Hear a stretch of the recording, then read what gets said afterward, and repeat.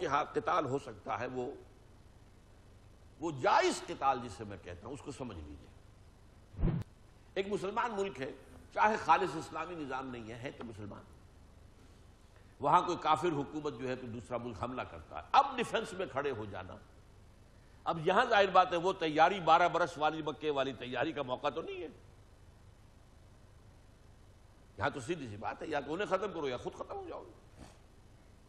لہذا وہ قتال۔ اسی لیے جہاد افغانستان جو ہوا تھا جبکہ روسی آ گئے تھے وہاں، اسے میں نے جہاد فی سبیل اللہ نہیں مانا تھا، اس لیے کہ اس پروسیس سے نہیں گزرا تھا وہ،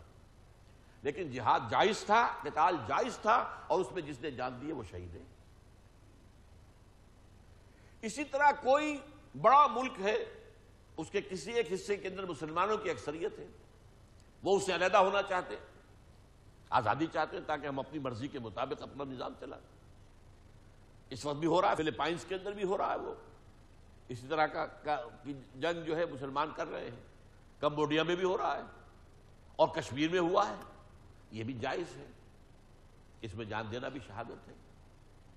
اگرچہ ہندوستان کا خاص معاملہ یہ تھا کہ وہاں پر اگر کوئی سیاسی تحریک چلائی جاتی تو وہ بہتر ہوتی، لیکن میں اسے حرام نہیں کہتا، حریت کے لیے، آزادی کے لیے، جہاد فی سبیل الحریت جائز ہے، مسلمان کرے۔ اب اس کے لیے بھی وہ ساری جو ہے وہ سارا جو مراحل ہیں، تربیت، تزکیہ، تنظیم، وہ ضروری نہیں، لیکن وہ جہاد کہ آپ کسی ملک میں اسلام کو غالب کرنے کی جد و جہد کرنا چاہتے ہیں، وہ ہوگا عین حضور کے اسوے کے مطابق، وہ ان تمام شرائط کو پورا کر کے،